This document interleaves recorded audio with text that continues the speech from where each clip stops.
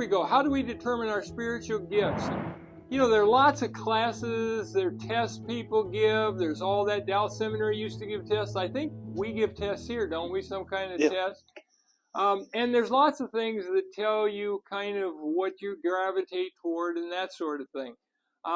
My own theory is that since the New Testament does not answer this question and the Old Testament does not answer this question, I would say we should probably say, and I'm an agnostic on this one, other than it seems the way we determine our spiritual gift or gifts, if you believe there's more than one, is by doing. And as you do things, you find that certain things are more natural to you than others. So if it's teaching, or if it's giving, or if it's helping, or if it's administration, or whatever it is, you do, and you find out, okay, this is what I've got, this is my niche. But one of the things I would say is very important is that we do not get the naive view that because I don't have gifts X, Y, and Z, that I don't need to do X, Y, and Z. I mean, lots of people say I don't have the gift of evangelism, so I don't evangelize. If you carried that to giving, what would you do? I don't have the gift of giving, so I don't give. I don't have the gift of helping, so I don't help. I don't have the gift of teaching, so I don't teach my kids. Well, no. The scriptures are real clear. Every parent is to teach their children, right? That was part of the Shema of Israel.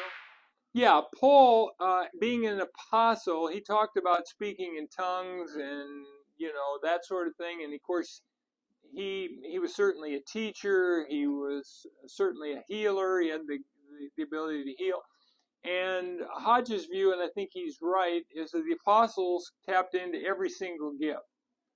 So there wasn't a gift that was outside the realm. So the gift of apostleship would incorporate all the gifts. A normal person didn't have all the gifts. That's why, like people argue, the hand can't say I don't need the foot.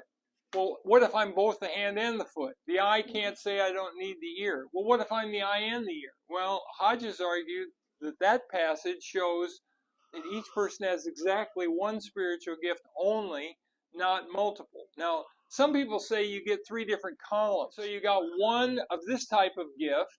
What do they call them? Like they have service gifts, administrative gifts, and some other kind of gifts. And so they'll say you get one from each column. I think a lot of the stuff that's being taught today on gifts is just people using their imaginations, maybe in a good way, maybe not, but there's just not a lot on this. So I would say I like the approach that, hey, you plug into Capel Bible Fellowship, do something. What are you going to do? Here's a whole list of ministries we have. Which one looks interesting to you? Pick one.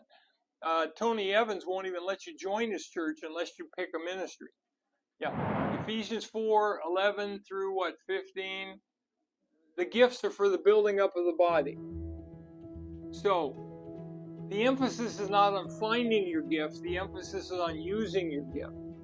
And it doesn't matter what your gift is, you're to do all of them. Even though there's one that you are especially gifted at, it doesn't exempt you from all the rest.